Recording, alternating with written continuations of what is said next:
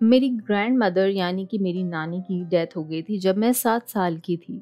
हम उनके बहुत करीब थे, उनके पास मिलने अक्सर जाया करते थे हफ्ते में। अब मैं 26 साल की हूँ और प्रेग्नेंट भी हूँ, तो मुझे कुछ स्मेल्स बहुत ज़्यादा महसूस होती हैं। कुछ ऐसी स्मेल्स जो मेमोरीज से एसोसिएट होती हैं, यानी वो स्मेल्स उस वक्त के बारे में आपको याद दिला देती हैं, गुजरे हुए वक्त के बारे में। खैर यूँ कह लें कि इस वक्त मैं उस फेज़ में हूँ जहाँ मैं पर्टिकुलर स्मेल्स के लिए बहुत सेंसिटिव हूँ।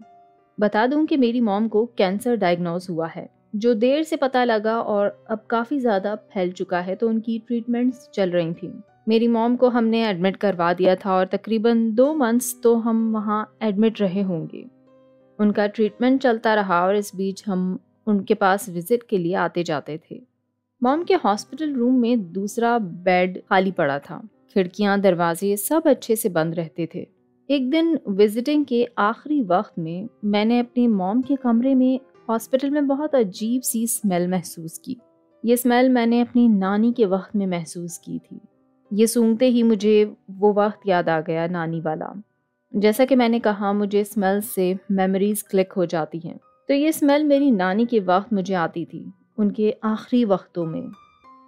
ये स्मेल मैंने अपनी नानी की डेथ के बाद फिर कभी महसूस नहीं की, और यहाँ मॉम के पास हॉस्पिटल में भी मुझे अब तक ये स्मेल नहीं आई थी। खैर उस वक्त हम निकल रहे थे हॉस्पिटल से मॉम को विजिट करके, ये उस वक्त में मुझे आई। अब हम वहाँ से विजिट करके निकल चुके थे। तभी कुछ घंटों बाद, 2 घंटे बाद शायद, हमें कॉल आती है कि हॉस्पिटल जल्दी आ जाए, इमरजेंसी है। शायद मॉम की हालत काफ़ी ख़राब थी। हम बस थोड़ी ही देर में दोबारा वहाँ पर पहुँचे और अब भी मुझे उस कमरे में वो स्मेल आ रही थी। पता नहीं औरों को भी आ रही थी या नहीं, लेकिन मुझे वो साफ महसूस हो रही थी। एनीवेज, अगले 2 घंटों बाद मेरी मॉम की डेथ हो गई। अब मुझे समझ आया कि मेरी मॉम के पास वहाँ मेरी नानी की रूह मौजूद थी, और वो शायद मुझे इसी बात का एहसास दिला रही थी कि वो मेरी मॉम के पास हैं और वो उन्हें लेने आई हैं।